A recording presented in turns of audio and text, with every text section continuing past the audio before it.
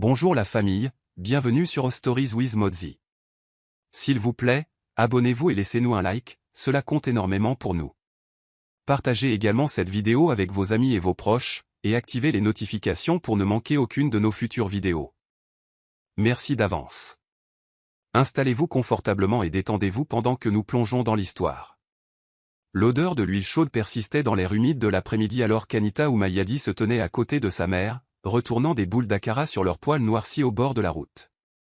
Le doux crépitement de la pâte tombant dans l'huile rivalisait avec le tintement lointain des cloches d'école et la clameur des écoliers poursuivant des cerfs-volants dans la poussière. Les mains de sa mère bougeaient avec aisance, des années de répétition ancrées dans chaque cuillerée et chaque retournement. Anita, bien que fatiguée, continuait de sourire à chaque client. « Ajoutez du piment pour moi, » dit une femme.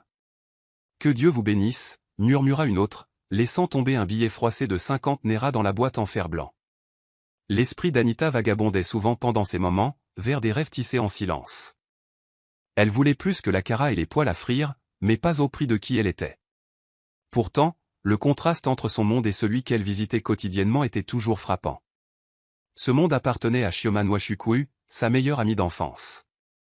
Chioma arrivait chaque matin dans une voiture noire brillante, toujours avec un paquet frais de pâtisserie d'une boulangerie coûteuse. Elle sautait de la voiture en ballerine vernie, secouait ses cheveux parfaitement tressés et fourrait un croissant dans les mains d'Anita avec un sourire qui semblait parfois trop large. « Ton uniforme te va toujours », plaisanta Chioma une fois. « Tu n'as pas grandi depuis JSS 1. » Anita avait ri à l'époque, même si ça l'avait piqué. Leur amitié, forgée à l'école primaire, avait en quelque sorte perduré malgré leur monde s'éloignant de plus en plus.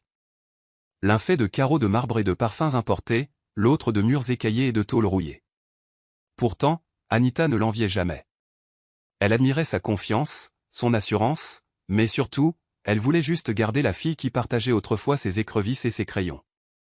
Alors qu'elle se tenait près de sa mère maintenant, écoutant les rires lointains venant du lotissement voisin, elle ne pouvait s'empêcher de se demander si Chioma se souvenait encore de la cour poussiéreuse où elle courait pieds nus, ou si elle avait dépassé la fille qui ne savait rêver qu'en silence. Le soleil commençait à peine à se coucher quand Chioma appela Anita. Sa voix, comme toujours, était vive et assurée. « Allons faire du shopping, » dit-elle. « J'ai besoin de ton aide pour choisir quelque chose pour les fiançailles de ma cousine. Nous passerons par cette nouvelle boutique à Ekota. » Anita hésita, jetant un coup d'œil à son sac de tissu d'occasion qu'elle avait prévu de coudre en une simple robe du dimanche. Mais Chioma envoyait déjà un chauffeur. Le centre commercial était bruyant et luxueux, plein de vitrines en verre et de couloirs climatisés. Chioma marchait devant sur ses talons, son parfum traînant derrière elle comme une signature. Anita suivait silencieusement, les mains croisées sur son sac à main usé. Lorsqu'elles arrivèrent dans un magasin de mode haut de gamme, Chioma brandit une robe de soirée et sourit malicieusement. « Qu'en penses-tu ? C'est 98 000 N. Je pourrais en prendre 2. Elle fit une pause, puis se tourna vers Anita. « J'aimerais tellement que tu puisses t'offrir quelque chose comme ça, ma belle. Honnêtement, tu as un si joli visage. Dommage que tu le caches toujours dans des pagnes de seconde main. » Anita ne dit rien au début. Elle se contenta de sourire et d'acquiescer, feignant d'admirer la robe, bien que cela lui serre la gorge. Elles entrèrent dans une cabine d'essayage, et Chioma essaya la tenue pendant qu'Anita se tenait à l'extérieur, tenant son téléphone et prenant des photos. « Prends une autre. »« En paysage cette fois, » dit Chioma, faisant la moue de façon spectaculaire dans le miroir. Anita obéit, bien que son esprit soit ailleurs. En sortant, elles passèrent devant un petit stand, et Anita s'arrêta pour admirer une simple robe trapèze sur le portant des soldes, 3500 N, toujours au-dessus de son budget. Chioma haussa un sourcil. « Tu aimes vraiment ça ? Tu pourrais au moins attendre que je te donne mes vieux vêtements au lieu d'acheter des haillons. » Les mots étaient tranchants et sans filtre. Anita détourna le regard, clignant rapidement des yeux. « Je n'allais pas l'acheter, » murmura-t-elle. « Je regardais juste. » Sur le chemin du retour, Chioma mit de la musique et parla des prochains plans de voyage de sa famille. Anita regardait par la fenêtre les marchés et les écoliers qui défilaient. Et pour la première fois, elle se demanda pourquoi passer du temps avec sa meilleure amie la faisait se sentir plus petite qu'elle ne l'était. La foire aux livres locales se tenait une fois par an sur le terrain de la bibliothèque communautaire, et Anita avait économisé pendant des semaines juste pour acheter 2 nouveaux romans. Elle se déplaçait lentement entre les étals improvisés, ses doigts effleurant de vieilles couvertures et des dos décolorés. Elle se retrouva attirée par un coin tranquille où, cet homme est mort, de Wole Soyinka gisait à moitié enterré sous une pile de manuels scolaires usagés. Juste au moment où elle tendait la main vers lui, une autre main toucha le même livre. Elle leva rapidement les yeux et rencontra le regard d'un jeune homme, grand, aux yeux doux, vêtu d'une chemise et d'un jean simple. Ils sourirent, puis lâchèrent prise. « Les dames d'abord, dit-il. » Anita hésita, puis prit le livre. « Vous aimez Soyinka » demanda-t-elle, et il acquiesça. Son œuvre touche en plein cœur, la vérité habillée de poésie. Ils restèrent là un peu maladroitement, aucun ne s'éloignant, tous deux souriant maintenant. Il jeta un coup d'œil à son sac de livres. « Vous devez aimer lire, dit-il. »« C'est le seul endroit où je peux me permettre de voyager, » répondit-elle. Ils gloussèrent. « Alors nous sommes tous les deux des voyageurs, juste sur des pages différentes. » Ils s'assirent sur un banc en bois sous un margousier et parlèrent pendant 1 heure de livres, de politique et de tout le reste. Son nom était Raymond, et contrairement à la plupart des hommes qu'Anita avait rencontrés, il ne semblait pas intéressé à l'impressionner. Il écoutait, sincèrement. Quand elle lui dit qu'elle travaillait à temps partiel dans une école et aidait sa mère à vendre de la nourriture, il ne tressaillit pas ni ne changea de sujet. « On dirait que vous travaillez 2 fois plus dur que n'importe qui que je connaisse, » dit-il. « C'est admirable. » Ce n'était pas de la flatterie, c'était de la reconnaissance. Quand elle lui demanda ce qu'il faisait, il lui dit simplement qu'il travaillait dans le développement rural, rien de plus. Il y avait une douceur dans ses manières qui faisait qu'Anita se sentait en sécurité et vue. Alors que le soleil commençait à se coucher, il la raccompagna jusqu'au carrefour où elle pouvait prendre une moto pour rentrer chez elle. « Laissez-moi porter vos livres, offrit-il, et elle le laissa faire. Avant qu'elle ne parte, il griffonna son numéro sur une page de son carnet. « Appelle-moi, ou pas. Je serais quand même heureux que nous nous soyons rencontrés. » Anita le regarda s'éloigner, ignorant que ce simple moment changerait tout dans sa vie et que l'homme qu'elle avait rencontré en chaussures poussiéreuses se révélerait être bien plus que ce qu'elle avait jamais imaginé. 2 semaines plus tard, Anita invita Raymond à une petite rencontre tranquille avec des amis dans un petit jardin derrière son église. Ce n'était pas formel, juste du suya, des boissons gazeuses et des conversations sous les arbres. Elle le présenta nonchalamment, et il se fondit facilement dans le groupe, aidant à arranger les chaises et portant des plateaux sans qu'on le lui demande. Plus tard dans la soirée, Chioma arriva à l'improviste, portant des lunettes de soleil et une mini-robe en cuir, tenant une bouteille d'eau fraîche comme une flûte de champagne. Anita cligna des yeux, surprise. « Tu es venue ?» Chioma haussa les épaules. « Je m'ennuyais, j'avais besoin d'air frais. » Ses yeux balayèrent la foule et se posèrent rapidement sur Raymond, qui aidait un enfant à récupérer un cerf-volant dans un arbre. Elle sourit. « Qui c'est ?» Anita hésita. « Raymond, c'est un ami. » Les lèvres de Chioma se retroussèrent. « Il est mignon, le genre silencieux, est-il riche ?» Anita lui lança un regard, mi-avertisseur, mi-perplexe. « Il est gentil, dit-elle, et il écoute. » Cette nuit-là, Chioma coinça Anita dans les toilettes alors qu'elle se lavait les mains. « Alors, c'est ton homme ou pas ?» demanda Chioma nonchalamment, en appliquant son brillant à lèvres. « Nous apprenons à nous connaître, » dit Anita, se sentant soudainement exposée. « Il semble. » Différent, Chioma eut un sourire narquois. « Tu sais, parfois les types silencieux sont juste des types fauchés qui essaient de rester mystérieux. Fais attention, l'amour ne paiera pas le loyer. » Anita ne répondit pas. Elle savait que le monde de Chioma mesurait les gens à ce qu'ils portaient, conduisaient ou gagnaient, mais Raymond n'était pas une étiquette de prix. Quand la soirée se termina, Chioma glissa son numéro dans la paume de Raymond et lui fit un clin d'œil, disant « Parlons politique un de ces jours. » Raymond haussa un sourcil mais ne dit rien.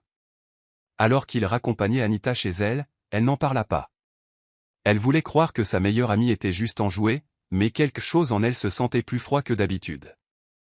Cette nuit-là, alors que Raymond lui envoyait un texto pour lui souhaiter bonne nuit, Anita fixa l'écran pendant un long moment avant de répondre, non pas par doute, mais par peur que Chioma commence à voir ce qu'elle avait et puisse bientôt essayer de le prendre. La première fois que Raymond invita Anita dans son appartement, ce n'était pas pour l'impressionner, c'était pour partager quelque chose de simple. Son appartement était petit, propre et modeste, niché dans un quartier calme de la ville. Il n'avait pas de meubles coûteux ni de télévision fixée au mur. À la place, il y avait des livres partout, et l'odeur de nouilles instantanées fraîchement cuites remplissait la pièce. J'espère que ça ne te dérange pas, dit-il en ajoutant quelques légumes. Je ne suis pas un grand chef. Anita rit doucement, s'asseyant à sa table à manger usée. Tant qu'il y a du piment, je suis heureuse. Ils parlèrent toute la soirée comme de vieux amis se redécouvrant, de leurs rêves, du poids des responsabilités et de la douleur d'être sous-estimés. Parfois, j'ai l'impression que les gens ne voient que d'où je viens, dit Anita, poussant une nouille sur sa cuillère. Jamais où je vais. Raymond la regarda avec une telle chaleur constante. Je vois les deux, répondit-il. C'est pourquoi je suis toujours là. À partir de cette nuit-là, quelque chose entre eux s'approfondit. Ils commencèrent à passer des soirées tranquilles à se promener dans le parc ou à regarder de vieux films sur son ordinateur portable. Ce n'était pas Tapa accent grave-l'œil, mais c'était réel. Anita commença à ressentir un sentiment de paix qu'elle n'avait jamais connu. Un espace où elle n'avait pas à faire ses preuves. Un soir de pluie, ils partagèrent un parapluie si petit que leurs épaules restèrent trempées. Alors qu'ils riaient et couraient vers un kiosque pour s'abriter, Anita trébucha légèrement. Raymond la rattrapa, et pendant un instant, le temps s'arrêta. Tu te précipites toujours, la taquina-t-il. Tu me rends nerveuse, avoua-t-elle en souriant sous la pluie. Il lui prit doucement la main. Bien. Peut-être que ça veut dire que nous sommes tous les deux vivants. Cette nuit-là, alors qu'elle rentrait chez elle en vêtements humides et les cheveux mouillés, sa mère haussa un sourcil. Tu as l'air d'une fille amoureuse, dit-elle. Anita ne répondit pas. Elle se contenta de marcher jusqu'à sa chambre et de s'allonger sur sa natte, laissant le souvenir de son rire résonner à ses oreilles comme une chaude berceuse. Le monde n'avait pas changé. Elle avait toujours des factures, de longues journées et des regards jugeurs, mais soudain, la vie semblait différente. Elle n'avait pas besoin d'un monde parfait, juste de quelqu'un qui le rende plus facile à respirer. L'anniversaire de Chioma cette année-là fut plus extravagant que jamais. Tenu dans un salon privé sur un toit-terrasse, la liste des invités comprenait des influenceurs, des enfants de politiciens et quiconque ayant un nom de famille qui résonnait la richesse. Quand Anita reçut son invitation, livrée en main propre avec un ruban doré, elle hésita. « Tu viens, n'est-ce pas ?» avait dit Chioma au téléphone. « J'ai besoin de ma copine à mes côtés. » Anita ne savait pas si c'était de l'amour ou un ordre, mais elle y alla quand même, portant la meilleure robe qu'elle possédait, une robe bleu marine qu'elle avait elle-même retouchée. Raymond insista pour l'accompagner. « Tu ne devrais pas entrer seul dans ce genre d'endroit, dit-il. » Quand ils entrèrent ensemble dans la fête, les regards se tournèrent. La pièce était éclairée par des lustres et des rires bruyants, mais au moment où Raymond posa sa main dans le dos d'Anita, la guidant à travers la foule, l'expression de Chioma changea, presque imperceptiblement, mais c'était là. Plus tard dans la nuit, alors que les coupes de champagne s'entrechoquaient et que les danseurs tourbillonnaient sous les lumières disco, Chioma s'approcha d'Anita, le bras passé sous le sien. « Tu es jolie, dit-elle. La robe n'a même pas l'air de venir du marché de Yaba. » Le sourire d'Anita se figea, mais elle tint bon. « Merci, Chioma, et joyeux anniversaire encore. Tout est magnifique. » Chioma se tourna vers Raymond, offrant son sourire le plus étudié. « Raymond, c'est ça? Tu as l'air différent ce soir. »« Je viens de me laver les cheveux, » dit-il froidement, et Chioma rit, mais ses yeux scannaient. Tout au long de la soirée, elle traîna près d'eux, interrompant leur conversation, posant à Raymond des questions superficielles sur son travail, laissant subtilement tomber des allusions à la dernière acquisition immobilière de son père. À un moment donné, elle chuchota à Anita, « Fais attention à celui-là. Les eaux calmes cachent souvent la pauvreté. » Anita rit, non pas parce que c'était drôle, mais parce que c'était plus facile que de déclencher une guerre. En sortant, Raymond lui serra la main et dit, « Elle n'aime pas que tu sois heureuse. » Anita leva les yeux vers lui. « Tu penses que c'est de la jalousie? » Il haussa les épaules, « Je pense que c'est de la peur.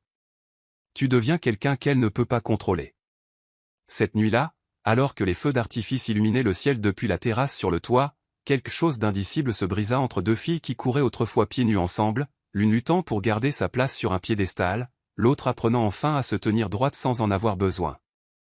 Les semaines suivantes se déroulèrent selon un rythme tendre. Anita continua à travailler à l'école, et Raymond la raccompagnait certains soirs avec du maïs grillé à la main. Il faisait toujours attention à ne pas perturber sa vie, pas trop Tapa accent grave-l'œil, pas trop exigeant.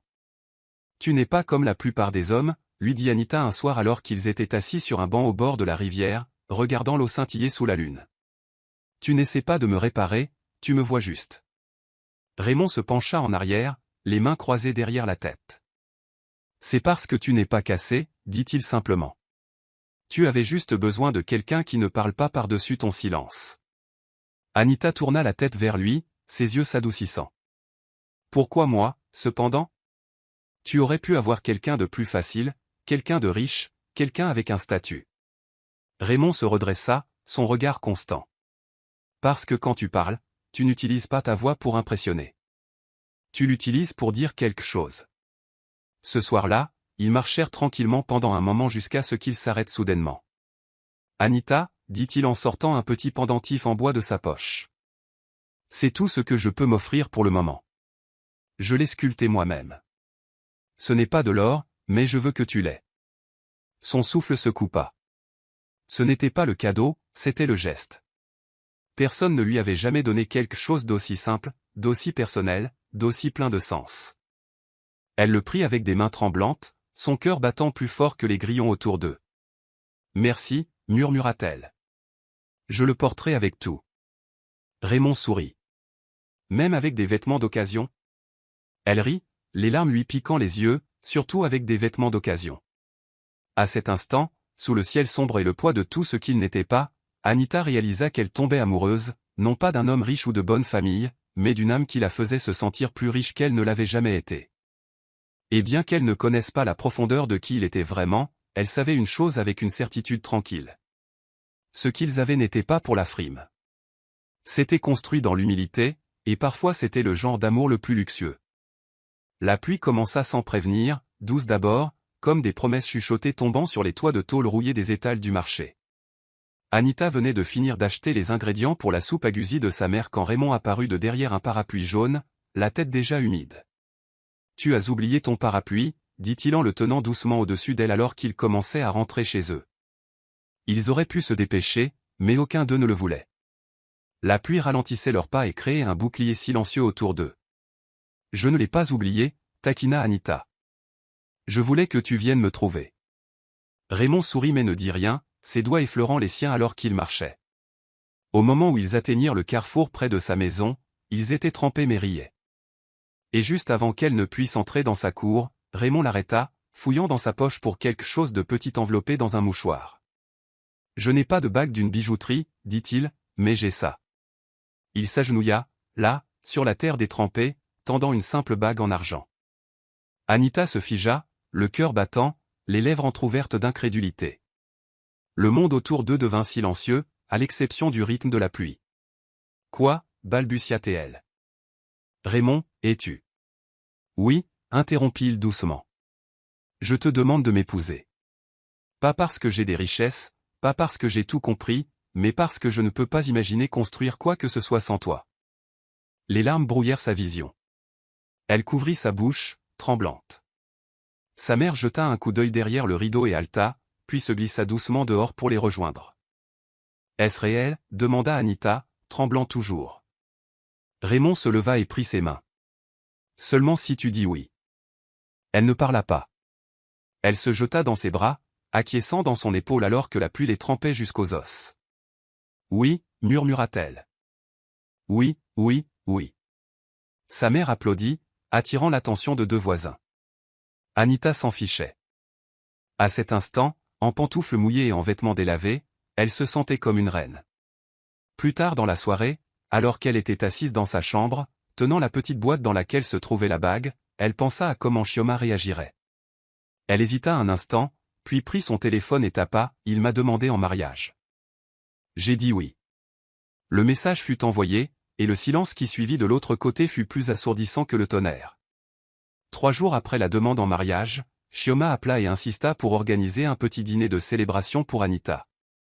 Elle le dit avec une joie forcée, comme si les mots lui faisaient mal à prononcer. « C'est juste une petite réunion, ma belle » ajouta-t-elle. « Tu peux amener Raymond si tu veux. Je veux trinquer à votre bonne nouvelle. » Anita hésita. Elle pouvait sentir les fissures derrière les mots, mais contre son meilleur jugement, elle accepta. Ce soir-là, elle portait une simple robe bordeaux qu'elle avait cousue elle-même et arriva avec Raymond chez Chioma, un manoir aux colonnes blanches, aux pelouses tentaculaires et aux vers partout. Au moment où ils entrèrent, l'atmosphère semblait tendue. des amis de leur enfance étaient là, ainsi que des gens qu'Anita connaissait à peine. Chioma flottait dans la pièce dans une élégante combinaison dorée, lançant des rires comme du parfum. Quand elle les vit, elle fit la bise dans l'air à côté de la joue d'Anita et chuchota, « Tu as l'air ancré », puis se tourna vers Raymond. « Tu présentes bien. Tu es sûr que tu n'es pas secrètement le fils d'un sénateur ?» Raymond sourit poliment, mais ne dit rien. Chioma fit teinter son verre et fit un discours. À Anita et Raymond, dit-elle en levant un toast.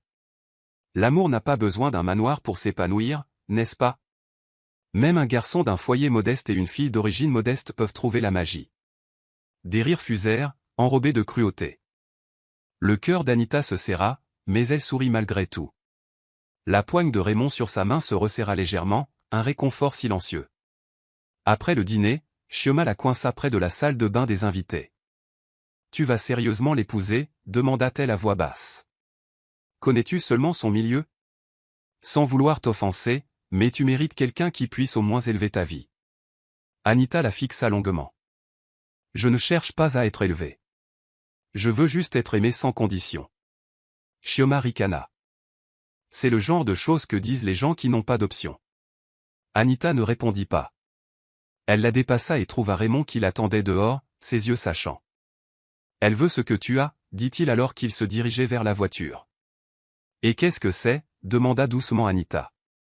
Raymond fit une pause, « La paix, et moi. » La voiture s'éloigna dans la nuit, mais derrière eux, Chioma regardait depuis sa fenêtre, son verre tremblant légèrement dans sa main.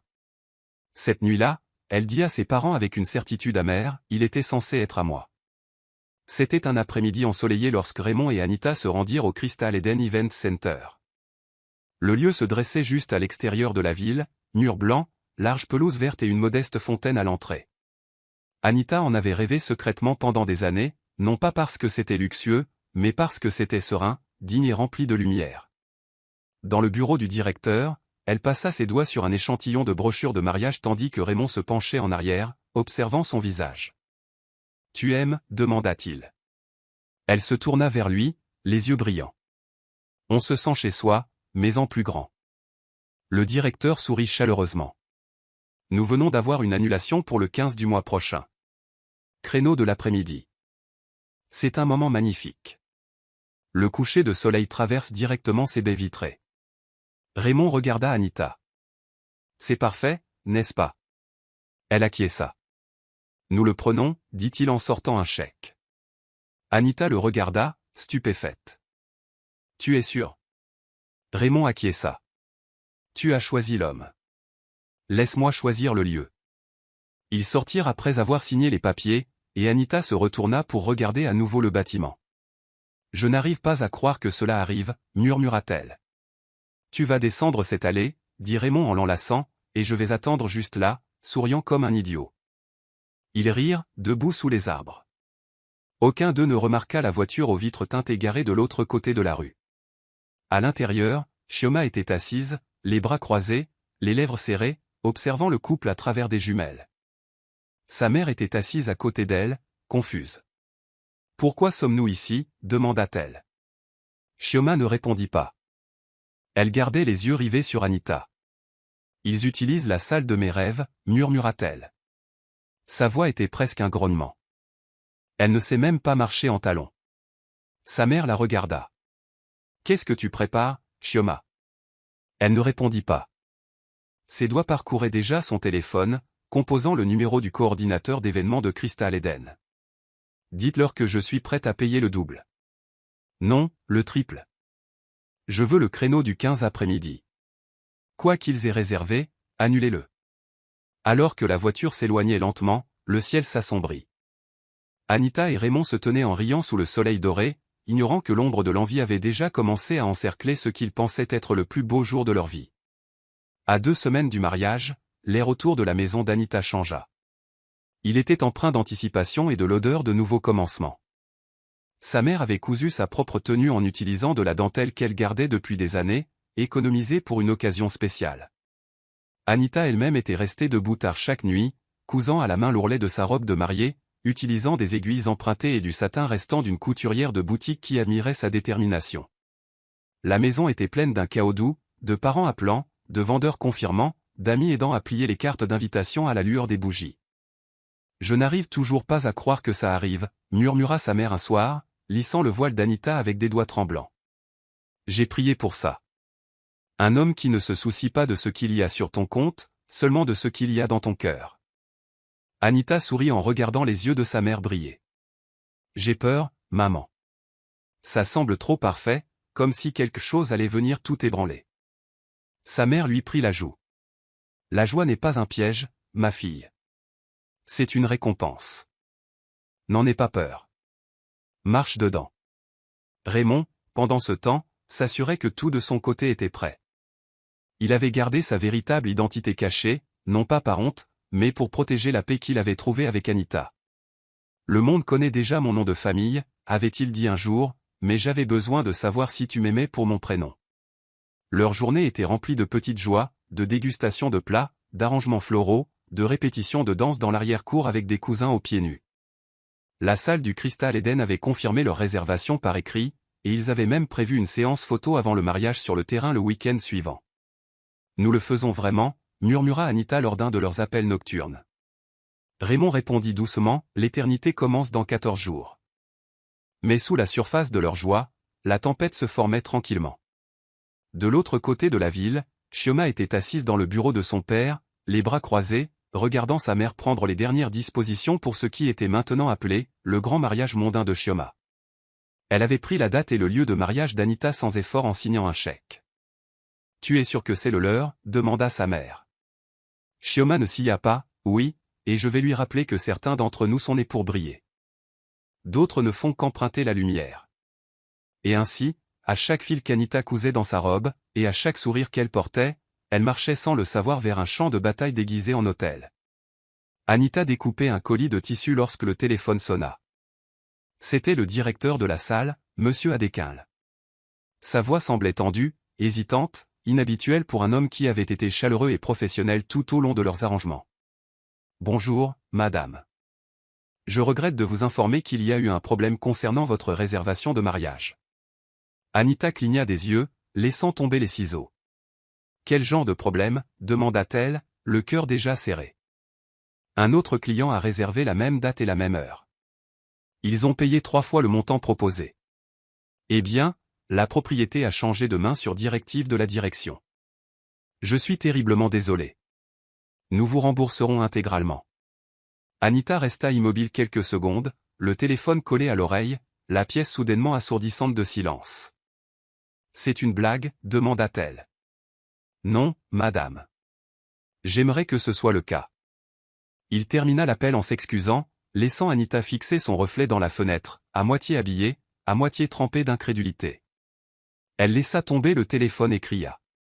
Sa mère accourut dans la pièce. « Que s'est-il passé ? Parle-moi. » Anita s'effondra sur une chaise. La salle est partie. Ils l'ont donné. Quelqu'un d'autre a payé plus. Sa voix se brisa. Sa mère essaya de la calmer. Mais comment peuvent-ils ? Tu as payé. Tu as le reçu. Anita prit son dossier de documents et regarda la lettre de réservation, qui ressemblait maintenant à rien de plus qu'un faux espoir imprimé sur du papier. Ils ont vendu notre jour de mariage, maman. Les larmes coulaient sur ses joues comme si de rien n'était. Les appels à Raymond restaient sans réponse car il se trouvait dans une zone rurale sans signal, gérant une échéance de projet. Anita resta assise immobile dans le coin pendant des heures, incapable de manger ou de parler. Cette nuit-là, sa mère alluma une lanterne et s'assit à côté d'elle sur la natte. « S'ils ont pris la salle, dit-elle doucement, ils n'ont pas pris ta joie. Nous trouverons un autre endroit. » Mais Anita secoua la tête. Ce n'est pas seulement le lieu. C'est l'humiliation. C'était censé être notre jour. Son téléphone vibra avec un nouveau message. Elle y jeta un coup d'œil et ses mains commencèrent à trembler. L'expéditeur, Chioma, 3 mots suivis d'une photo. Ça te dit quelque chose ? La photo était du Crystal Eden, décoré avec la bannière de mariage de Chioma flottant à l'entrée. Les genoux d'Anita cédèrent. Sa mère la rattrapa avant qu'elle ne touche le sol. Le lendemain matin ressemblait à un cauchemar éveillé. Anita avait à peine dormi, son esprit tournant en boucle sur chaque détail. Son cœur refusait d'accepter que c'était Chioma, sa propre meilleure amie, qui avait fait ça. Mais le message était clair. La bannière portait le nom de Chioma en calligraphie dorée, son visage rayonnant à côté d'un marié mystère. Anita se tenait au-dessus de l'évier en se brossant les dents, regardant fixement dans le miroir. « Maman, j'ai besoin de le voir de mes propres yeux », murmura-t-elle. Sa mère fronça les sourcils. « Voir quoi ? » ?»« Le contrat. Je veux confirmer que c'est elle. » En 1 heure, elle était habillée et se tenait à la réception du Crystal Eden. La réceptionniste, une femme à la voix douce qui l'avait aidée à choisir les arrangements floraux des semaines auparavant, semblait troublée à sa vue. « Mademoiselle Anita, je suis tellement désolée, » murmura-t-elle en baissant la voix. « Ce n'était pas notre décision. » Anita força un sourire calme. « Puis-je voir le nouveau dossier de réservation ? J'ai besoin de comprendre qui a annulé le mien. » La femme hésita. « C'est confidentiel. » Anita éleva légèrement la voix. « J'étais la cliente d'origine. Je mérite de savoir qui a pris ma journée. » Une longue pause. Puis la réceptionniste regarda autour d'elle et ouvrit un tiroir. Elle sortit un dossier impeccable et le tourna pour qu'Anita puisse le voir. « C'est tout ce que je peux vous montrer. » Sur la première page, estampillé en gras en rouge, se trouvait le nom Chioma Adaobi Nwachukwu. Anita le fixa pendant 1 minute entière, sa respiration courte. Son esprit s'emballa. Chaque soirée pyjama, chaque secret partagé, chaque après-midi où elle se tressait les cheveux. Tout cela avait conduit à ce moment de trahison. « Merci », dit-elle, sa voix à peine audible. Elle sortit sans se retourner. Ce soir-là, elle s'assit en face de sa mère, tenant la copie du contrat qu'elle avait secrètement prise en photo avec son téléphone. « C'est elle », murmura-t-elle. « Chioma a fait ça, exprès. » La mâchoire de sa mère se serra. « Cette fille s'est assise dans ma maison, a mangé ma nourriture, t'a appelé sa sœur. » Anita baissa les yeux sur ses mains. Elle voulait me faire du mal, et elle l'a fait. La pièce tomba dans le silence. Puis, du coin, sa tante Clara, qui était en visite, parla doucement. Quand le feu monte de l'envie, ne lui réponds pas par la chaleur. Utilise l'eau. Le calme est aussi une arme. Anita la regarda, les yeux injectés de sang, et dit, alors j'apprendrai à être de l'eau. Mais d'abord, j'ai besoin de lui demander pourquoi. Il était plus de 18 heures lorsque le ciel devint gris charbon et que le tonnerre gronda bas à l'horizon. Anita avait marché toute la distance jusqu'au portail du domaine de Chioma, ses sandales couvertes de boue, son pagne trempé sur les bords. Elle ne portait pas de parapluie. Sa poitrine brûlait trop fort pour qu'elle s'en soucie. Les gardes de sécurité la reconnurent et hésitèrent. « Madame Naudet ne vous attend pas », dit l'un nerveusement. « Dites-lui que je suis là », claqua Anita, les yeux féroces de détermination. Quelques instants plus tard, Chioma sortit sur le porche en marbre, vêtue d'un peignoir en soie et d'un bandeau, sirotant un jus fraîchement pressé. La pluie commença à tomber régulièrement, trempant Anita là où elle se tenait, mais elle ne broncha pas. « Tu as pris ma salle de mariage », dit calmement Anita, sa voix presque noyée par la tempête. « Tu savais ce que ce jour signifiait pour moi. » Chioma sirota sa boisson et adressa un lent sourire. « J'ai fait ce que n'importe qui avec de meilleures options ferait. J'ai payé. » Tu ne l'as pas perdu, Anita. Tu as été surenchérie. Le souffle d'Anita se coupa comme si quelqu'un l'avait frappé. Nous étions amis, Chioma, des sœurs. J'étais à tes côtés quand tu n'avais personne à qui parler, quand tes parents ont failli se séparer. Te souviens-tu de ça? Et c'est ce que tu fais. La voix de Chioma était froide, impassible. Tu étais à mes côtés, oui, mais tu as toujours été en dessous de moi. Ne mélange pas tout. Tu as grimpé trop haut, trop vite. Les mots tranchèrent Anita comme un couteau. La pluie devint un rideau entre elles, mais le feu dans les yeux d'Anita brûlait plus fort. Alors, tu veux que je redescende en rampant, demanda-t-elle. Tu veux me rappeler d'où je viens? Chioma haussa les épaules, indifférente. Je voulais juste que tu te souviennes de ta place. Tu n'es pas censé m'éclipser, Anita. Je t'ai éclairé le chemin. Ne confonds pas ça avec le partage de la vedette. Une larme se mêla à la pluie sur la joue d'Anita. Alors, merci, murmura-t-elle, de m'avoir montré qui tu es vraiment. Chioma inclina la tête d'un air moqueur.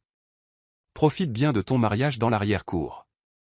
S'il ne pleut pas trop fort, tu pourras peut-être accrocher quelques guirlandes lumineuses. Anita se retourna sans un mot de plus et s'éloigna, chaque pas lourd de chagrin, mais pas de défaite. Derrière elle, la tempête rugissait plus fort, mais en elle, une tempête silencieuse avait commencé à se lever aussi, et elle ne serait pas réduite au silence.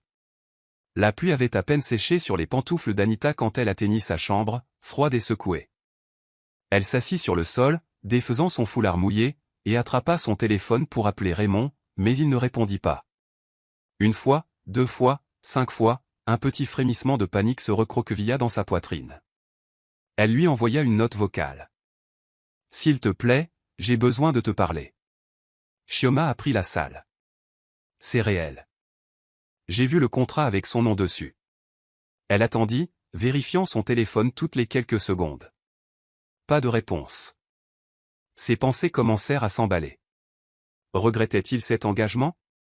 Réalisait-il enfin qu'il aurait pu choisir quelqu'un avec moins de chaos, moins de complications? Elle enfouit son visage dans ses mains, essayant de calmer sa respiration. Sa mère entra doucement et s'assit à côté d'elle, la tenant sans poser de questions. « Il appellera, dit-elle doucement. Un homme qui te choisit dans la lumière ne t'abandonnera pas dans l'obscurité. » Mais Anita n'en était pas si sûre. Elle n'avait jamais eu autant besoin de lui que maintenant, et le silence était insupportable. C'était tard le lendemain soir avant que le nom de Raymond n'illumine son écran. Anita répondit immédiatement. « Où étais-tu » demanda-t-elle, la voix tremblante. « J'ai appelé, envoyé des SMS, tout. » La voix de Raymond parvint, basse et désolée. « Je suis tellement désolé. J'étais à Aubudu pour une revue de projet de dernière minute. Pas de signal. Je viens juste de recevoir tes messages. » Anita ressentit un mélange de soulagement et d'émotion montante. « C'est parti, Raymond, Crystal Eden. » Chioma l'a acheté. Elle a pris la date et l'heure exacte. Elle l'a fait pour m'humilier. Il y eut un silence à l'autre bout. Puis lentement, Raymond demanda « Est-ce que tu vas bien ?» Anita expira, sa voix se brisant. « Non, je ne vais pas bien. Je suis en colère, blessé et humilié. » Raymond parla avec un calme surprenant. « Alors ne lui donnons pas la satisfaction de nous voir nous effondrer. Prenons le temps. Laisse-moi réfléchir. » Anita resta silencieuse un moment, ne sachant pas ce que cela signifiait. « Tu ne t'éloignes pas » demanda-t-elle. « Non » répondit-il. « Je me rapproche, mais j'ai besoin que tu me fasses confiance. N'essaie pas de régler ça. Pas encore. Laisse-moi faire. » Ce n'était pas la réponse qu'elle attendait. Ce n'était pas spectaculaire ou émotionnel. C'était l'immobilité. Elle acquiesça lentement.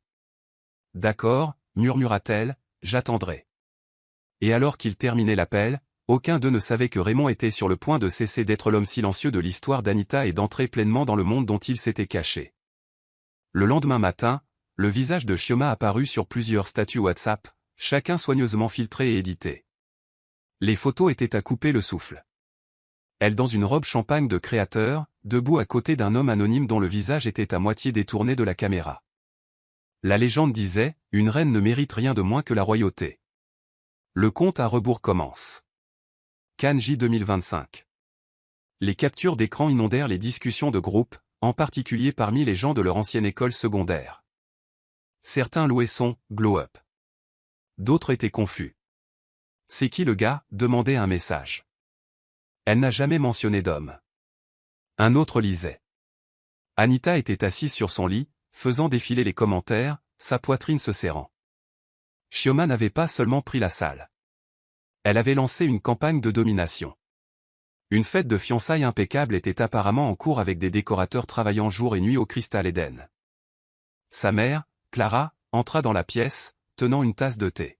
« Je vois qu'elle peint le monde en or » marmonna-t-elle. Anita ne répondit pas. Son silence n'était plus de la faiblesse. C'était la pression qui s'accumulait dans les poumons, attendant le bon moment pour se libérer. De l'autre côté de la ville, Chioma posait pour une maquilleuse pendant que son téléphone vibrait sur la commode. Sa cousine entra. « Toujours pas de nom de mariée » taquina-t-elle. Tout le monde meurt d'envie de savoir. Chioma se regarda dans le miroir et sourit sans émotion. Laisse-les s'interroger. Le mystère attire la foule. Sa cousine pencha la tête. Même moi, je suis confuse. Qui est ce type? Nous ne l'avons pas rencontré. Chioma se tourna brusquement. Tu n'as pas besoin de le rencontrer. Tu le verras quand le moment sera venu. Elle se leva et vérifia son téléphone. L'important est que tout le monde sera là, y compris elle. Je lui envoie une invitation. Les yeux de sa cousine s'écarquillèrent. Chioma, tu es sérieuse? Elle acquiesça. Laisse-la voir ce que signifie perdre. Pas seulement la salle, la couronne. Elle rit, brièvement et sèchement, mais quelque chose dans ses yeux vacilla. Seul plus tard, Chioma fixa une photo de Raymond qu'elle avait secrètement sauvegardée des semaines auparavant. Sa main plana au-dessus de l'écran. Tu aurais pu être à moi, murmura-t-elle. Tu as juste fait le mauvais choix. Elle posa le téléphone et ajusta son voile, le poids du mensonge la drapant comme une seconde peau, et dans une salle déjà en cours d'ornement pour un spectacle, elle ne réalisa pas. Toutes les performances ne se terminent pas par des applaudissements. Raymond se tenait près de la fenêtre de sa chambre d'hôtel à Abuja, les lumières de la ville s'étendant à l'infini en dessous. Vêtu d'une sobre chemise bleu marine, il ressemblait à l'homme qu'Anita connaissait, mais la tension dans ses épaules le trahissait. Son téléphone était posé sur la table, déverrouillé, ouvert sur un contact qui disait seulement « Chef A », avec une longue inspiration, il le prit finalement et composa le numéro. L'appel fut connecté presque immédiatement. « Tu as été silencieux », dit la voix plus âgée, forte mais mesurée. « J'avais besoin d'être sûr », répondit Raymond. « Sûr de quoi ? Qu'elle m'aime pour moi. Que son cœur n'est pas ébloui par un titre. » Il y eut une pause. Et maintenant, la voix de Raymond se raffermit. « Maintenant je sais. Et il est temps. » On entendit le cliquetis d'un stylo à l'autre bout. « De quoi as-tu besoin ?» demanda la voix. « L'accès à la propriété et au nom. » Une autre pause, puis un léger gloussement. Alors le fils d'un gouverneur est enfin prêt à utiliser le nom de son père. Raymond ferma les yeux, seulement pour protéger ce qui compte pour moi. Après la fin de l'appel, Raymond resta assis en silence pendant un long moment, fixant la nuit. Il pouvait encore entendre la voix d'Anita de la veille, le mélange d'épuisement et de force, de chagrin silencieux et d'endurance tranquille. Elle ne lui avait pas demandé de régler le problème. Elle ne l'avait pas supplié de se battre. C'est pourquoi il le ferait. Il ouvrit un second tiroir et sortit un dossier en cuir qu'il avait gardé caché pendant des années, plein de documents portant son nom complet, Raymond Adoual, fils unique du gouverneur Adoual, seul héritier de la fondation et des domaines Adoual. Pendant 3 ans, il avait gardé cette identité sous clé pour découvrir la vie selon ses propres termes, parmi des gens qui le verraient avant de voir son nom de famille. Mais maintenant, pour Anita, le temps de se cacher était terminé. Il ouvrit son ordinateur portable et envoya un email crypté à l'équipe juridique de son père, objet, transfert urgent holding Crystal Eden. Puis il prit son téléphone et appela directement le commissaire à la propriété de la gosse. J'ai besoin qu'un transfert soit enregistré dans l'heure. Le lieu est utilisé pour intimider quelqu'un que j'aime, et je le veux à son nom. Entièrement payé, avec effet immédiat.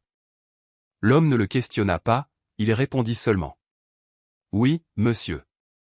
Raymond termina l'appel, regarda à nouveau la ville et murmura, laisse-la être celle qui tient les papiers. Dans la bibliothèque de la résidence du gouverneur, le gouverneur Adoual leva les yeux de son bureau alors que son secrétaire personnel entrait, tenant une enveloppe brune marquée « Urgent privé ». Le gouverneur haussa un sourcil, « De mon fils ?» demanda-t-il. « Oui, monsieur. » Demande de transfert de propriété confidentielle. Traitement immédiat. Le gouverneur ouvrit le dossier, parcourant les détails. Ses lèvres tressaillirent quand il vit le nom du destinataire, Anita Oumayadi. « Alors il est prêt ?» murmura-t-il en signant en bas sans hésitation. Il tendit le dossier au secrétaire. « Assurez-vous que cela parvienne au ministère de la propriété de Lagos avant midi. Appelez mon ami commissaire pour superviser personnellement. Je ne veux aucune erreur. » Le secrétaire acquiesça et sortit précipitamment. Le gouverneur se pencha en arrière dans sa chaise, un regard lointain dans les yeux.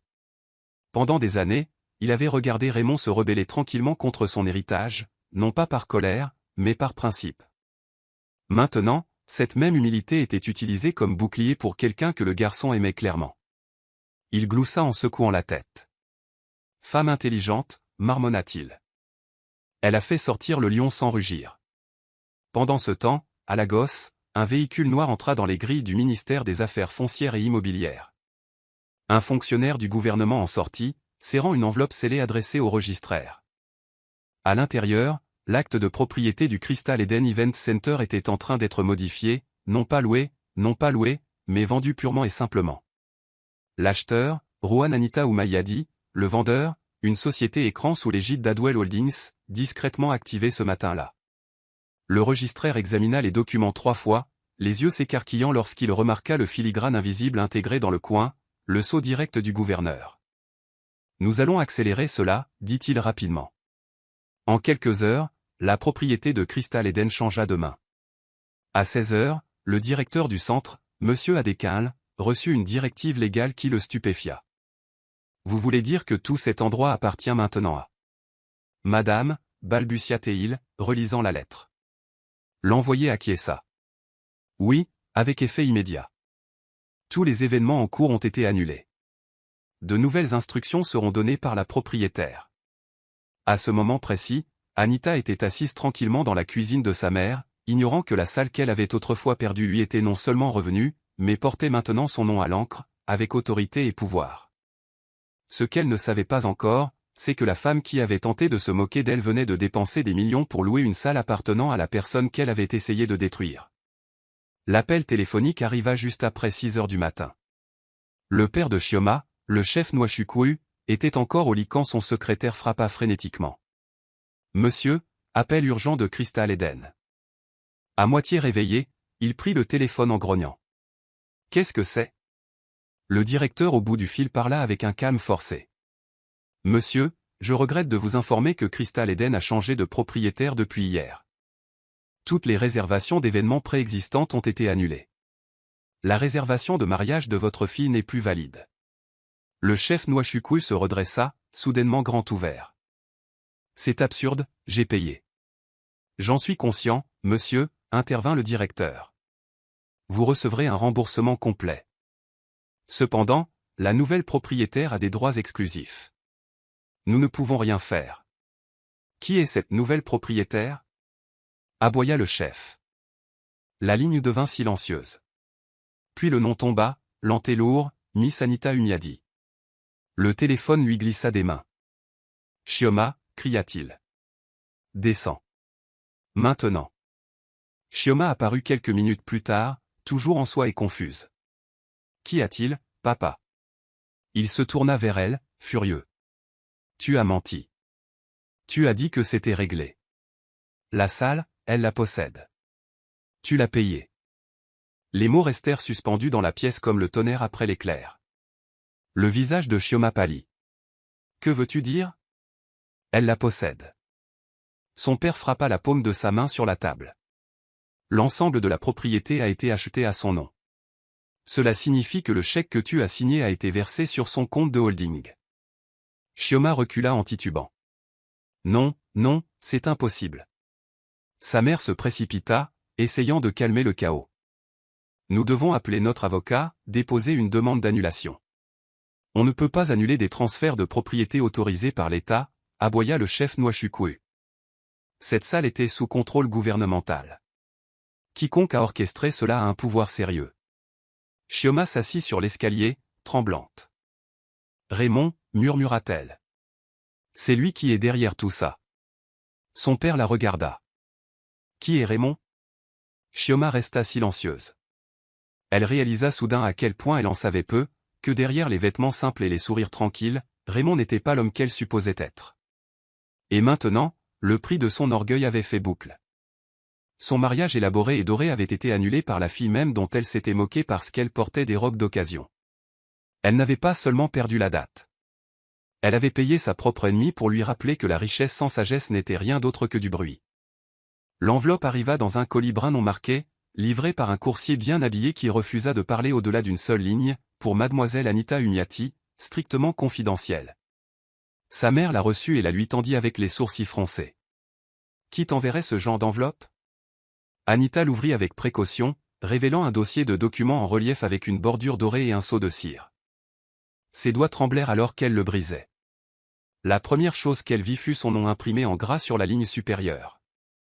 certificat de propriété, Crystal Eden Event Center.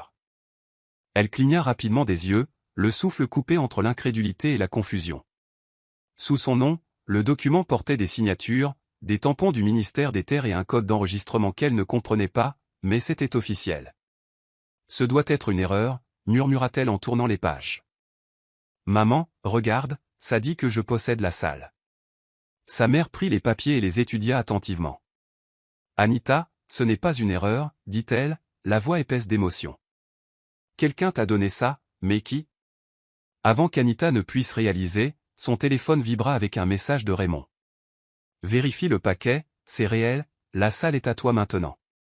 J'avais besoin que tu saches que tu n'es jamais inférieur à personne. Anita couvrit sa bouche, submergée par un raz-de-marée d'émotions. Il a fait ça pour moi, murmura-t-elle. Les yeux de sa mère s'emplirent de larmes. Il l'a fait parce qu'il voit ta valeur, quelque chose que tu as oublié en essayant de prouver aux gens qui ne t'ont jamais respecté. Alors que le poids du geste s'installait, Anita s'assit, serrant le document comme si c'était sa bouée de sauvetage.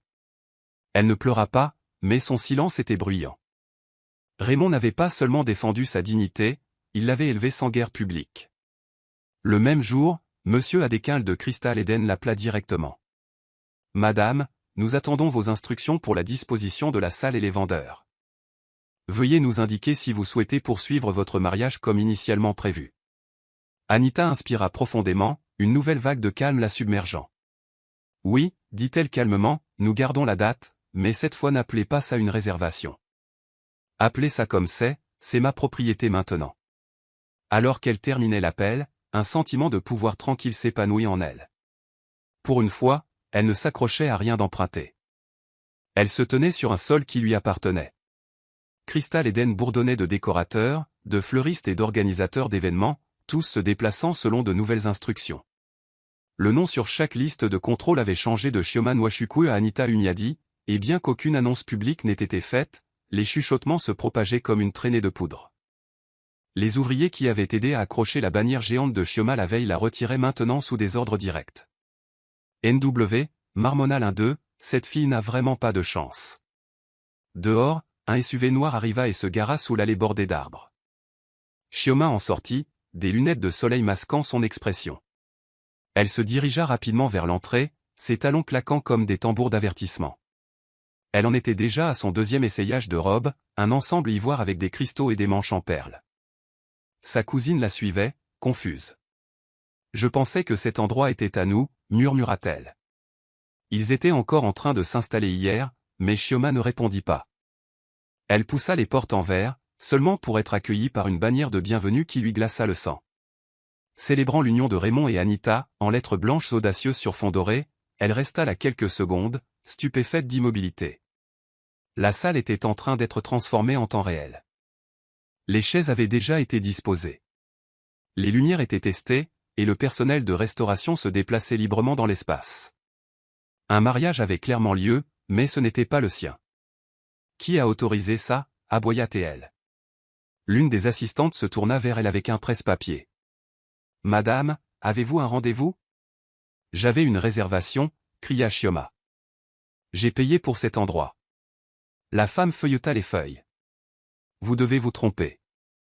Ce lieu appartient à Madame Hunyadi. Elle nous a envoyé le dossier de conception complet. Nous avons presque terminé l'installation florale. » La cousine de Chioma lui tira le bras. « Nous devons y aller, » dit-elle à voix basse. « Ce n'est pas un malentendu.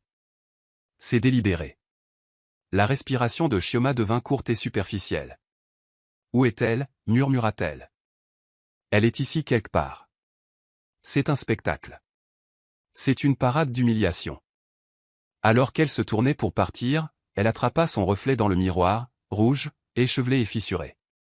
Pas la mariée éblouissante qu'elle avait imaginée, mais une femme qui avait dépensé des milliers pour décorer une salle pour la victoire de quelqu'un d'autre.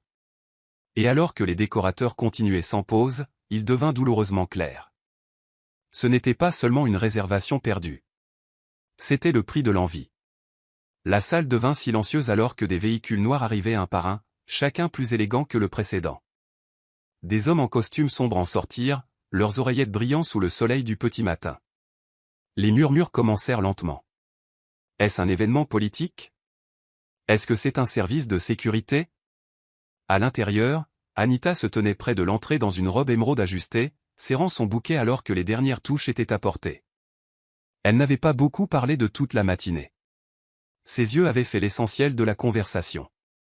Mais maintenant, son cœur manqua un battement alors qu'une silhouette familière franchissait les larges portes. Raymond, mais pas le Raymond qu'elle avait toujours connu. Cette fois, il portait un costume 3 pièces sur mesure, sa présence imposante sans dire un mot. Les appareils photo cliquèrent alors qu'il se dirigeait vers elle, flanqué de 2 agents du protocole qui chuchotaient aux organisateurs. « C'est le fils du gouverneur », dit une organisatrice, le souffle coupé. Je n'en avais aucune idée. L'air changea instantanément. Tout le monde regarda Anita comme s'il la voyait pour la première fois. Chioma entra dans la salle juste à temps pour entendre l'annonce faite pour la diffusion en direct. « Mesdames et messieurs, nous vous souhaitons la bienvenue à la cérémonie de mariage privée de Monsieur Raymond Adoual, premier fils du gouverneur Adoual et de sa fiancée, Anita Hunyati. » Le corps de Chioma se raidit alors que son monde basculait. Elle regarda Raymond atteindre Anita et lui embrasser doucement le front. « Maintenant, le monde voit ce que j'ai toujours su, murmura-t-il. Les journalistes qui étaient arrivés discrètement levèrent maintenant leur caméra. Un blog local qui avait autrefois écrit des remarques désobligeantes sur le style vestimentaire d'occasion d'Anita publia la légende. Elle n'a pas seulement gagné l'homme, elle a épousé le pouvoir. Chioma se tenait figée au fond de la salle, le cœur battant. Elle avait essayé de dépouiller Anita de sa dignité, seulement pour découvrir qu'Anita se tenait maintenant à côté de l'un des noms les plus puissants de l'État. Mais ce qui lui faisait le plus mal, ce n'était pas seulement le pouvoir, c'était que Raymond avait choisi Anita avant même de révéler qui il était. Elle n'avait pas seulement perdu la salle, elle n'avait pas seulement perdu le récit. Elle avait perdu la vérité, que le véritable amour n'a jamais besoin d'une couronne pour se sentir royal. La pièce se tut au moment où Anita entra dans la salle. Drapée dans une robe dorée fluide qui chatoyait sous les lumières douces, elle se déplaçait avec une grâce calme qui fit taire les chuchotements. Il n'y avait pas d'orchestre ni de grande annonce, juste sa présence. Ses cheveux étaient tissés en un chignon royal, orné de délicates orchidées blanches, et ses yeux, bien que soulignés de col, portaient quelque chose de plus profond, la résilience, pas la vengeance. Alors qu'elle passait devant les rangées d'invités assis, tous les yeux la suivaient, certains avec admiration, d'autres avec incrédulité. La fille qui pliait autrefois les serviettes aux fêtes de Chioma se tenait maintenant à l'autel de sa propre histoire, portant l'élégance sans arrogance. Elle n'avait pas besoin de regarder autour d'elle pour sentir le poids des regards, en particulier de la dernière rangée où Chioma était assise comme une statue, la mâchoire serrée. Raymond attendait dans un costume crème sur mesure, son sourire tranquille mais sûr, le genre de sourire qui n'a pas besoin de permission. Alors qu'Anita s'approchait, elle plongea son regard dans celui de Raymond, et dans cet échange tacite, ils se souvinrent de tout, de chaque sacrifice, de chaque larme, de chaque moment de doute.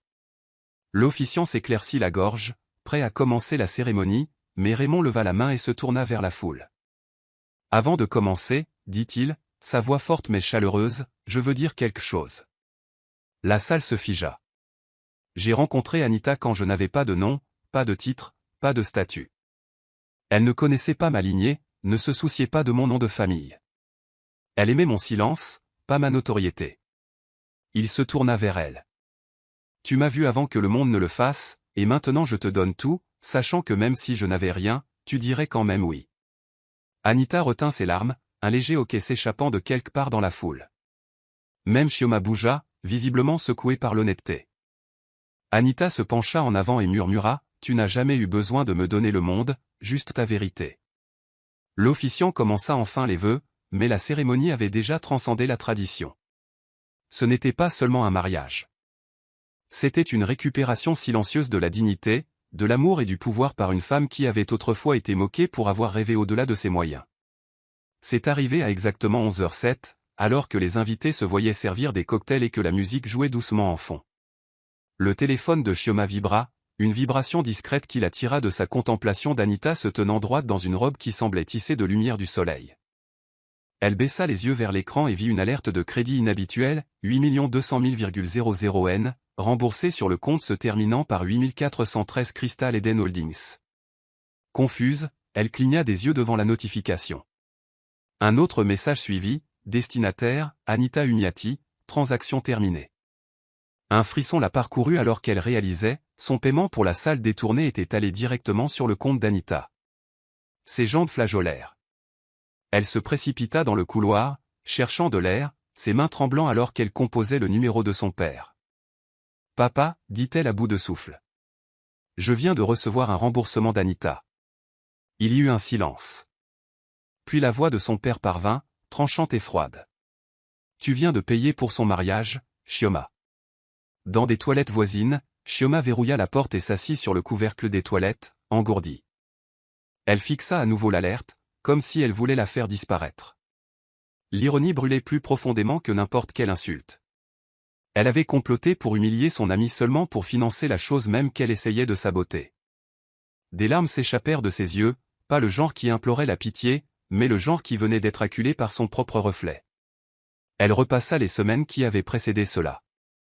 Chaque moment où elle avait étalé sa richesse, s'était moquée des rêves d'Anita, s'était dit que la loyauté ne s'appliquait pas lorsque le statut était en jeu.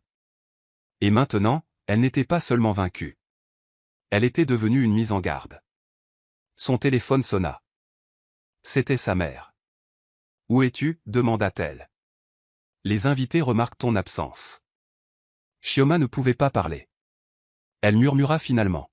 « Je pense que j'ai fait une erreur. » Sa mère soupira. « Alors viens et assume-la. Tu as fait ça.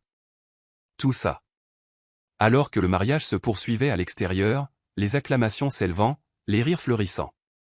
Chioma resta à l'intérieur de cette cabine, les épaules voûtées, sa robe impeccable mais sa fierté en lambeaux. Elle avait perdu la scène, la vedette et le scénario. Tout ce qui lui restait, c'était le goût amer de sa propre défaite. De retour dans la maison des Nwachukwu, le chaos éclata à huis clos. Le chef Nwachukwu faisait les 100 pas dans le salon dans son agbada, le téléphone collé à l'oreille alors qu'il se disputait avec ses avocats. « Trouvez une faille » cria-t-il. « Je me fiche de la puissance des Adwal. Ma fille a été humiliée. » Mais son conseiller juridique parla avec une finalité clinique. « Monsieur, le transfert de Crystal Eden était légal, soutenu par l'État, et la documentation est blindée. Le paiement de votre fille a été traité par la société de holding de la nouvelle propriétaire, Mademoiselle Umiadi. Toute poursuite que vous intenterez s'effondrera lors de la communication des pièces. » Le chef raccrocha brutalement, les veines palpitant dans son cou. Sa femme, assise en silence, se frotta la tempe. « Tu aurais dû l'arrêter. Je t'avais dit qu'elle perdait pied, dit-elle. Cette fille n'a jamais appris l'humilité. » Mais le chef Nwachukwu n'écoutait pas. Son esprit tournait déjà en boucle sur quelque chose de plus terrifiant, un audit. Quelques jours auparavant, il avait reçu un message discret d'un contact gouvernemental. Attendez-vous à une inspection. Et maintenant, ses ennemis encerclaient. Ses plus gros contrats avaient soudainement été mis sous examen. Les paiements étaient retardés. Les appels téléphoniques n'étaient plus retournés. La maison qui résonnait autrefois de pouvoir résonnait maintenant de terreur. Chioma rentra chez elle ce soir-là, son maquillage bavé, ses pieds nus après avoir abandonné ses talons dans les toilettes. Elle entra par le portail arrière pour éviter les photographes et les dénicheurs de blogs qui avaient eu vent du scandale. Sa mère la vit la première et l'attira dans le salon. « Tu nous as embarrassés » siffla-t-elle. « Tu nous as fait honte publiquement. » Chioma tomba sur le canapé, engourdie. « Je ne savais pas qu'il était le fils du gouverneur » murmura-t-elle. Si j'avais su, les yeux de sa mère s'écarquillèrent. Donc c'était à propos de lui depuis le début, pas d'Anita. Tu étais prête à tout gâcher pour un homme qui ne voulait même pas de toi. Chioma ne put répondre. Son père entra en trombe, claquant son téléphone sur la table basse. Nous avons été mis sur liste noire pour 3 contrats de construction. 3. Comprends-tu ce que cela signifie? Chioma ferma les yeux.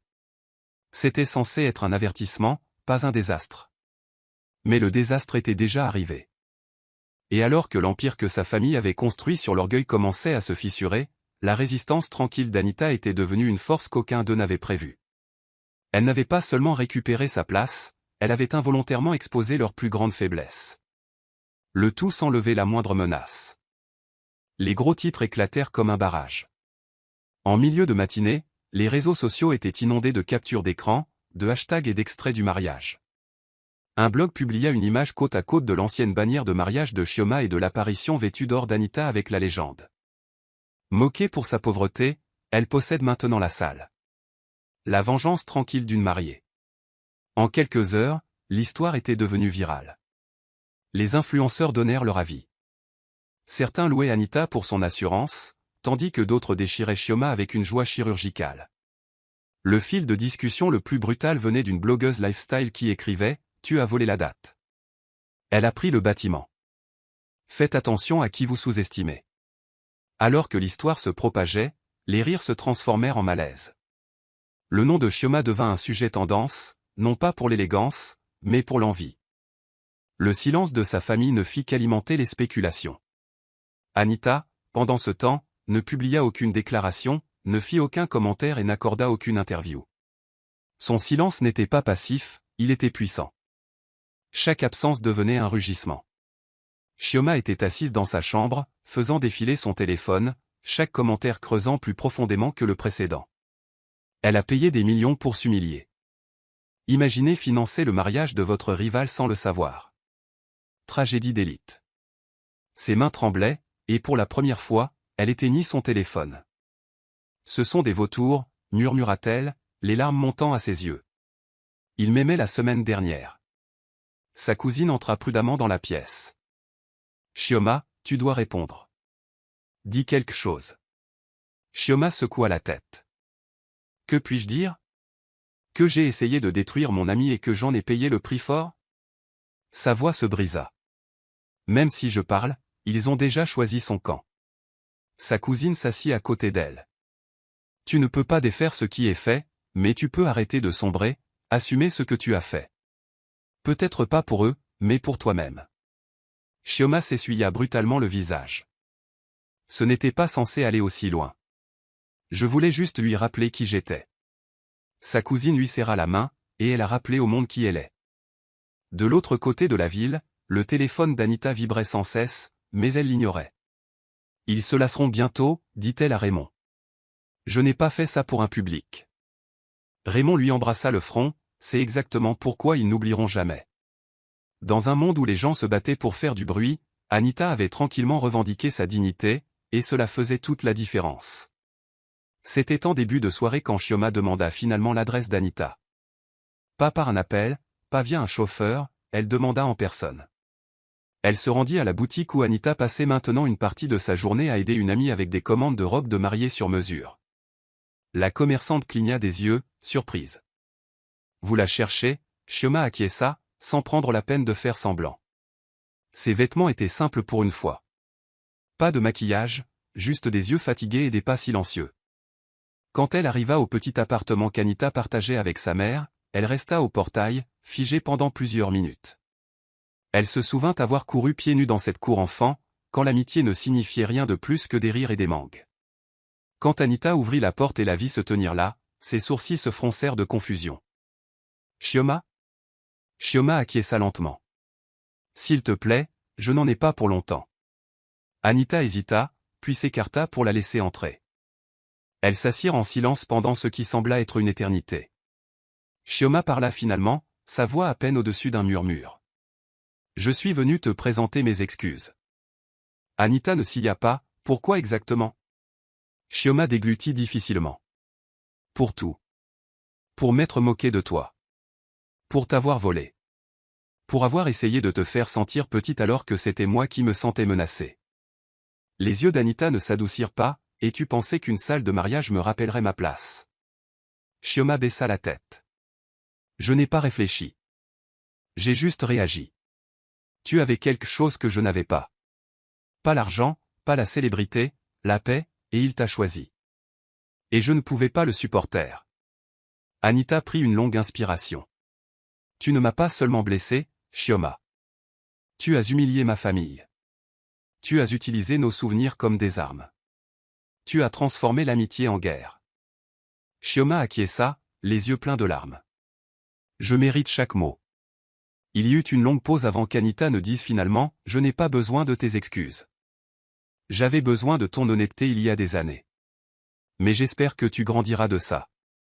Pas pour moi, mais pour toi. » Les larmes de Chioma coulaient librement maintenant. Tu as gagné. Anita secoua la tête. Non, j'ai guéri. C'est différent. Chioma se leva et sortit lentement. Chaque pas était lourd de vérité. Dehors, elle ne se sentait pas vengée. Elle se sentait exposée. Mais peut-être que pour la première fois, ce n'était pas une malédiction. C'était le début de la clarté. La réception de mariage ne ressemblait à rien de ce que la ville avait vu. Pas pour sa grandeur, mais pour son atmosphère. Il n'y avait pas de maître de cérémonie célèbre, pas d'équipe de danse nuptiale chorégraphiée. À la place, il y avait de la sincérité, brute, non filtrée et émouvante. Anita portait une seconde robe, en soie ivoire avec de subtiles broderies, conçue par une couturière locale qu'elle avait encadrée. Raymond lui tint la main tout le temps, lui chuchotant à l'oreille pendant leur slow, tandis que les invités regardaient les yeux embués. « Tu es tout ce que je ne savais pas que je cherchais », dit-il doucement. Anita sourit.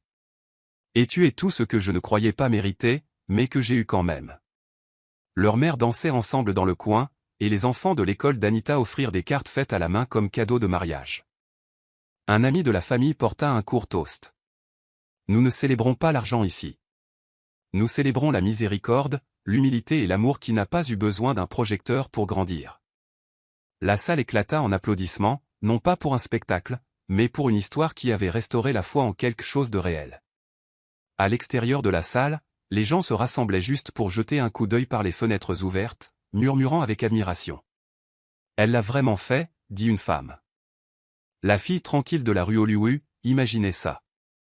Les vendeurs qui avaient autrefois refusé de faire crédit à Anita faisaient maintenant la queue avec des cadeaux. « Veuillez accepter ceci comme notre marque d'honneur », dit un homme en offrant un tabouret sculpté. À l'intérieur, le père de Raymond, le gouverneur, fit un court discours. Il ne dit rien de politique. Au lieu de cela, il se tourna vers Anita et dit « Vous avez fait de mon fils un homme plus grand que n'importe quel pouvoir n'aurait pu le faire, et je suis fier qu'il ait choisi non seulement une épouse, mais une femme de grâce. » Anita inclina légèrement la tête, humiliée mais pas consumée par le moment. Alors que le ciel du soir virait au rose et alors, Anita sortit pieds nus un instant, ses pieds touchant l'herbe sous la même salle qu'elle avait autrefois perdue. « Tu es prête ?» demanda Raymond, la rejoignant tranquillement. Elle leva les yeux vers lui. « Je suis née prête. J'avais juste besoin de m'en souvenir. » Et alors qu'ils retournaient dans la salle ensemble, main dans la main, ce n'était pas la musique ou les applaudissements qui les suivaient. C'était quelque chose de plus profond, l'écho d'un voyage construit sur la douleur, la grâce et le genre d'amour qui gagne sans un seul combat. Les semaines après le mariage furent calmes, mais pas sans événement. Anita reprit sa routine lentement, aidant toujours à l'école où elle enseignait autrefois. Bien que maintenant elle arrive dans une voiture que Raymond lui avait offerte, une berline modeste, rien d'extravagant. Le personnel la saluait différemment maintenant, non pas à cause de son nom de famille, mais à cause de l'histoire que tout le monde avait vu se dérouler. Elle n'avait pas jubilé, pas une seule fois. Dans un monde où les femmes se battaient souvent pour l'espace en criant, Anita avait fait le sien en restant immobile. Les gens commencèrent à la rechercher, non pas pour des commérages, mais pour des conseils. Des filles plus jeunes venaient à elle avec des sourires timides et des questions sur la confiance, les limites, l'estime de soi. « Comment as-tu survécu à la trahison de ta meilleure amie ?» demanda l'une. Anita sourit doucement. « J'ai cessé d'avoir besoin de sa validation. Le jour où vous arrêtez de mendier pour être vu est le jour où vous commencez à briller. » Les filles écoutaient, certaines acquiesçant, d'autres pleurant.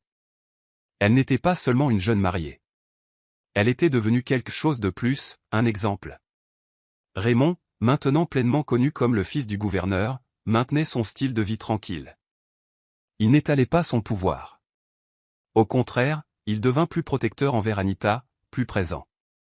Ils assistaient ensemble à des événements communautaires, souvent habillés simplement, assis au milieu de la foule au lieu de derrière des vitres teintées. Un samedi après-midi, lors d'un séminaire sur l'autonomisation des femmes, l'hôte demanda à Anita de parler. Elle hésita. « Je ne suis ni politicienne ni experte, » dit-elle dans le micro. « Je suis juste quelqu'un qui a appris à la dure que le silence n'est pas la faiblesse. Parfois, c'est de la stratégie et de la grâce. La grâce n'est pas la passivité, c'est la retenue. » J'aurais pu répliquer. J'aurais pu m'emporter, mais alors je n'aurais pas été différente. Au lieu de cela, j'ai choisi la paix, et la paix m'a apporté plus que la vengeance n'aurait jamais pu le faire. Les applaudissements qui suivirent ne furent pas tonitruants. Ils étaient constants, sincères et longs. Dans la foule était assise Chioma, habillée simplement, son visage indéchiffrable. Elle ne partit pas. Elle regarda jusqu'à la fin, puis se glissa dehors discrètement. Pas de confrontation. Pas d'acte final. Juste une sortie silencieuse, comme un chapitre qui savait qu'il était terminé. Et dans cette salle, la femme autrefois rejetée comme trop humble, se tenait droite. Non pas à cause de qui elle avait épousé, mais à cause de qui elle avait choisi de ne pas devenir. Des semaines plus tard, Anita et Raymond étaient assis sous le même arbre où ils avaient autrefois partagé du maïs grillé en silence. La brise était fraîche, le ciel barbouillé de roses délavées, et le monde semblait, pour une fois, parfaitement immobile. Raymond s'allongea contre l'écorce et la regarda avec un amusement tranquille. « Tu n'aimes toujours pas être sous les projecteurs, n'est-ce pas » demanda-t-il. Anita gloussa. « La lumière ne me dérange pas. Je préfère juste quand elle n'essaie pas de me brûler. » Ils rirent tous les deux, non pas comme deux personnes se remettant d'une tempête, mais comme des amants qui avaient trouvé la clarté dans le chaos. Un groupe d'enfants passa en courant devant eux, appelant Anita, Tati la femme du gouverneur, ce à quoi elle grogna en plaisantant. « Oh non, ils ont commencé » dit-elle en tirant son foulard autour de son visage. Raymond se pencha et murmura, « Tu seras toujours Anita d'abord. Le monde peut étiqueter comme il veut. Je connais la femme qui s'est tenue sous la pluie et n'a pas craqué. » Elle le regarda, sa voix douce. « Et je connais l'homme qui aurait pu porter une couronne, mais qui a choisi de porter l'humilité. » Soudain, une journaliste s'approcha d'eux timidement avec un enregistreur et un bloc-notes. « S'il vous plaît, une question » supplia-t-elle. « Juste une pour la chronique » Raymond haussa les épaules. « Allez-y » la journaliste le regarda avec ferveur. « Pourquoi n'avez-vous dit à personne qui vous étiez avant le mariage? Pourquoi le déguisement? Pourquoi le silence ?» Raymond ne répondit pas immédiatement. Il se tourna vers Anita et prit sa main. « Parce que je n'avais pas besoin que le monde me connaisse, » dit-il. La seule personne qui avait besoin de me voir l'avait déjà fait. La journaliste cligna des yeux momentanément, prise au dépourvu. Anita sourit. L'amour n'a pas besoin des feux de la rampe. Il a juste besoin d'être réel. La journaliste éteignit doucement son enregistreur et les remercia. Alors qu'elle s'éloignait, Raymond embrassa doucement la main d'Anita. « Alors, dit-il, quelle est la suite pour nous ?» Anita pencha la tête. « Quelque chose de lent, quelque chose de gentil, peut-être un jardin, peut-être un bébé. Mais quoi que ce soit, nous le construisons à notre façon. » Alors que le soleil glissait derrière l'horizon et que les étoiles s'ouvraient comme de nouvelles promesses, ils s'assirent ensemble dans un silence paisible. Plus la fille moquait pour ses fripes et plus l'homme se cachant de son nom. Juste deux personnes, vues, choisies et enfin libres. Voici le verset biblique de l'histoire, Proverbe 22, verset 1. Une bonne réputation vaut mieux que de grandes richesses. Être estimé vaut mieux que l'argent ou l'or. Ce verset reflète l'essence du personnage d'Anita, valorisée non pas pour la richesse ou le statut, mais pour l'intégrité, l'humilité et la grâce. En revanche, Chioma avait l'argent et l'or, mais son nom est devenu associé à l'orgueil et à la disgrâce publique, tandis que le nom d'Anita s'élevait tranquillement en honneur. La morale de l'histoire, ne sous-estimez jamais la force des gens discrets. Le vrai pouvoir ne crie pas, il endure, pardonne et s'élève avec dignité. Ce qui est construit sur l'envie s'effondrera toujours, mais ce qui est enraciné dans la grâce grandira même en silence.